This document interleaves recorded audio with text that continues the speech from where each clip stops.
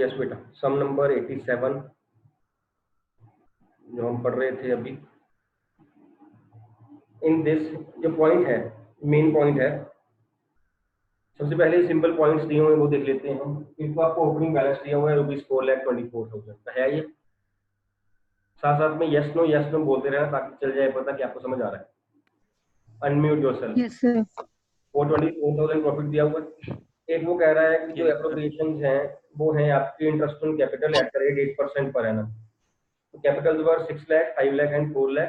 654 का आगे 8% निकाला तो 48, 41, 32 रिस्पेक्टिवली फॉर डिफरेंट पार्टनर्स। ये भी ठीक है। Yes. Salary to Chaman and Dholu. Chaman salary is given 7,000 per month, 7 into 12, 84,000 and 10,000 per quarter, तो 4 quarters 40,000। ये भी ठीक है। यस। ये सारा सिंपल था जो पहले आपको दिया होता है सेम।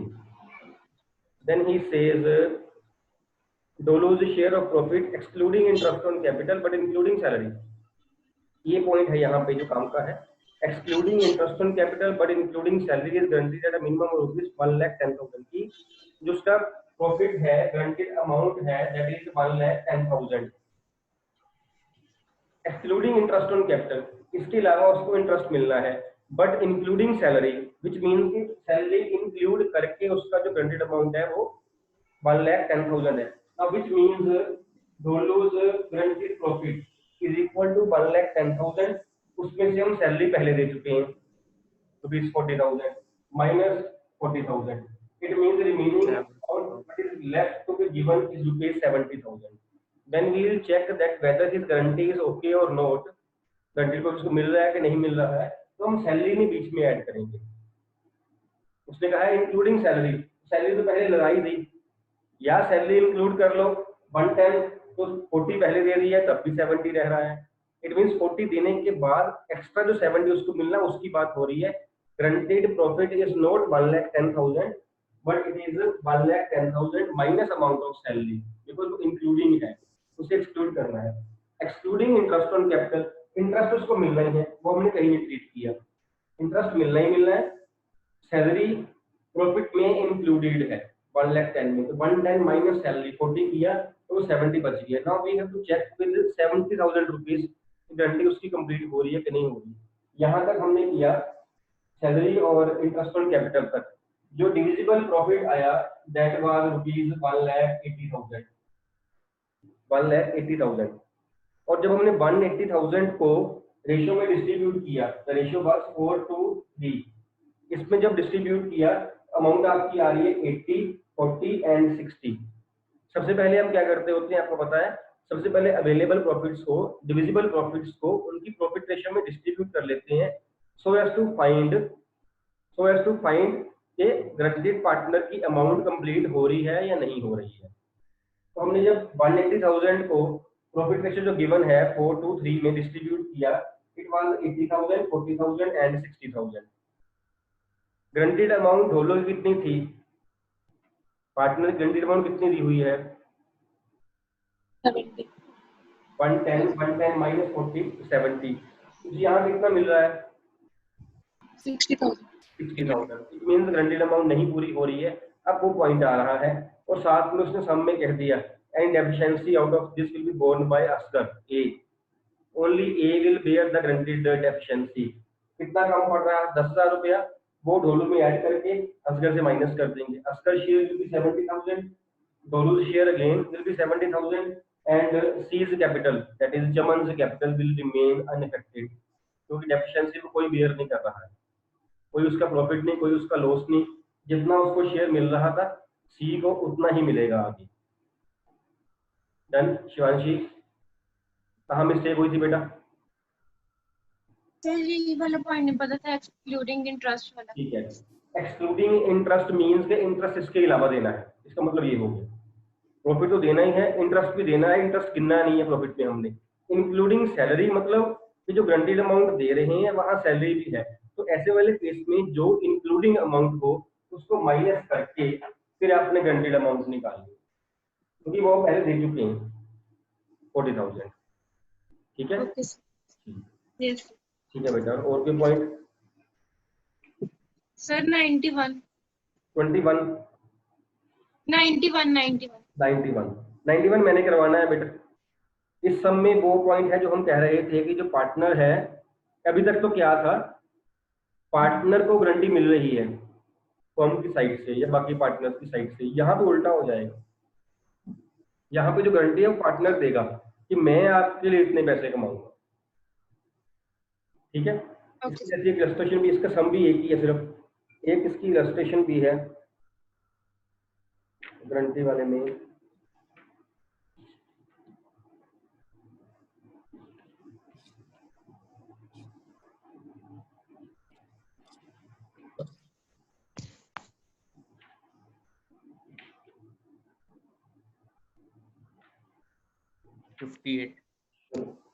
कोई नहीं, इसमें से कर लेते हैं, no problem.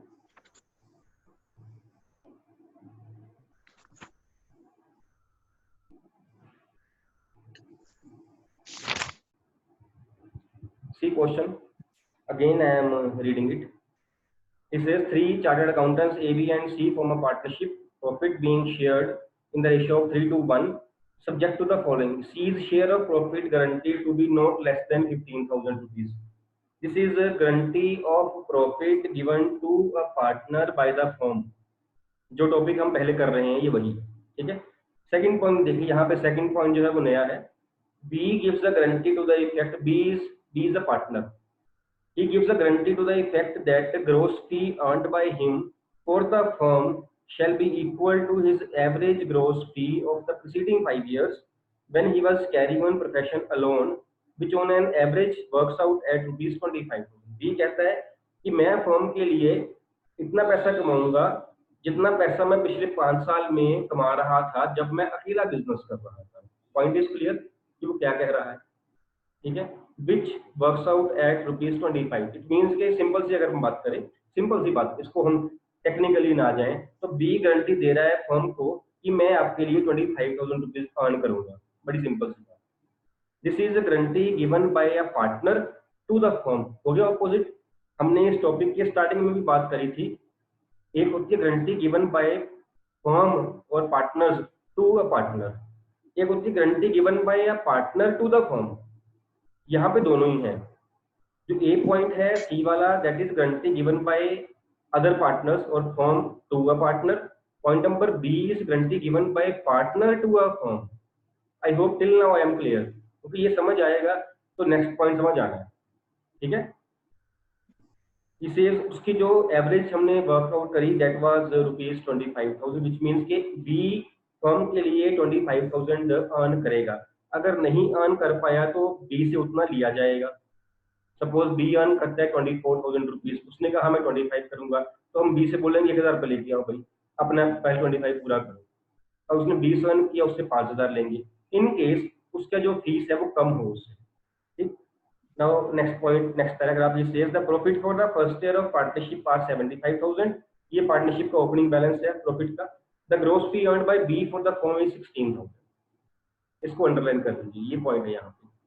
You are required to show profit loss appropriation after giving effect to the above. Net profit जो हुआ उसका वो 75,000, ये आपने इस साइड डाल दिए। सम हमेशा नेट प्रॉफिट के ओपनिंग बैलेंस से स्टार्ट होगा, ये आपने डाल दिया। जब किसी भी सम में दोनों गारंटीज दी हुई हो, guarantee by partner to firm भी दी हो, guarantee by firm to partner भी दी हुई हो, तो पहले जो गारंटी पार्टनर ने फर्म को दी है पहले वो कंप्लीट करनी। डन। यहाँ किसकी गारंटी पहले बनती है कंप्लीट करनी, बी वाली या सी वाली? बी वाली। बी वाली। बी वाली। बी और बी गारंटी दी है फर्म को, सी भी पार्टनर है लेकिन सी को गारंटी मिली हुई है। जो पार्टनर ने गारंटी फर्म को दी हुई है पहले वो देखनी है पूरी हो रही कि नहीं हो रही। उसने कितना कहा था कि मैं रेवेन्यू अर्न करूंगा, बी ने कितना कहा था? 25,000। उससे हुआ कितना? Gross fee earned by B कितनी थी वो? 16,000। उसने अमाउंट जो है वो कम अर्न करी है। कम अर्न करी, कितनी कम अर्न करी उसने? 9,000। अब हम क्या करेंगे, हम 9,000 जो है वो बी से लेंगे ना। जब हम लेंगे तो फर्म का प्रॉफिट बन रहा है कि लॉस बन रहा है?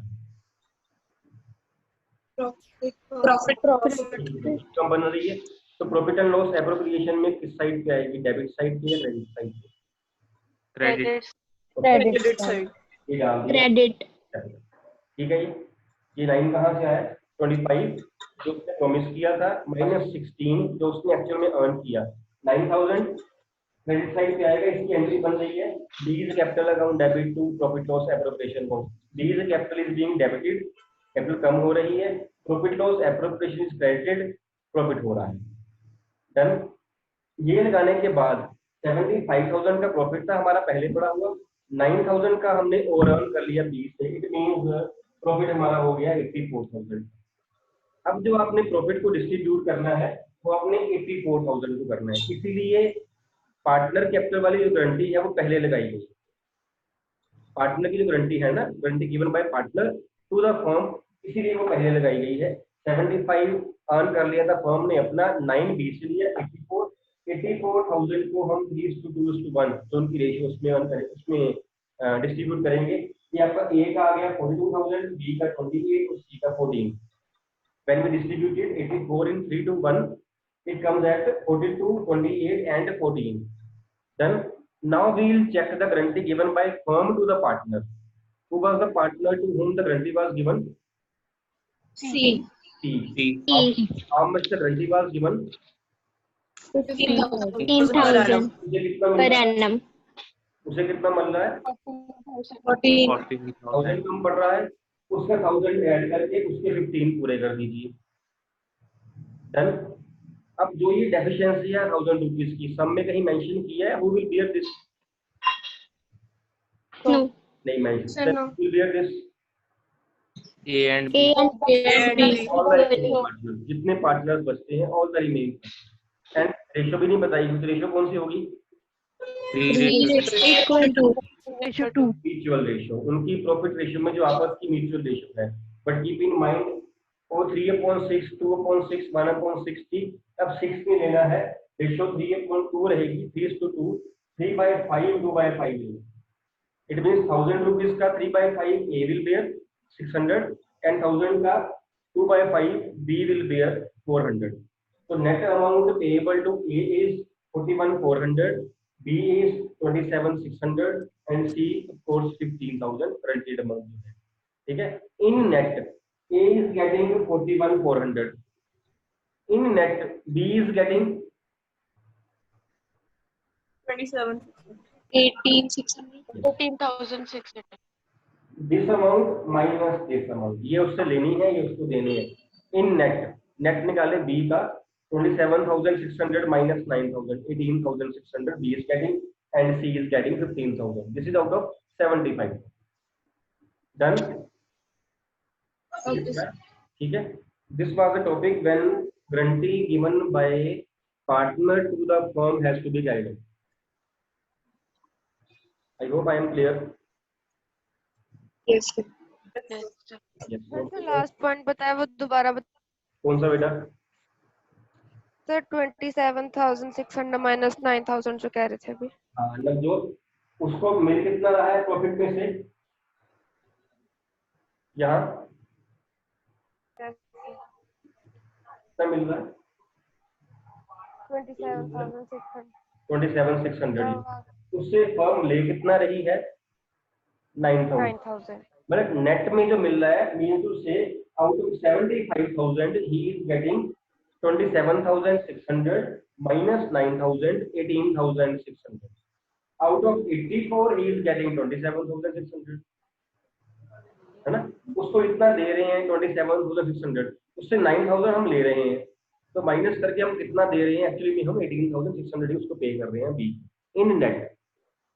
अदरवाइज 18,600 हम यहाँ कहीं शो नहीं कर रहे हैं, हम दो चीजें शो कर रहे हैं कि 9 उससे लेना है और 27,600 उसको देना है। अगर एंट्रीज पास करने की टर्न आए, एंट्री आपने अलग अलग पास करनी है। इसकी entry B capital debit to profit loss appropriation account, इसकी profit loss to B capital. जो नेट में मिल रहा है बी को दैट इज माइनस करके 27,600 माइनस 9,000, 18,600। डन। और कोई सम जिसकी प्रॉब्लम हो?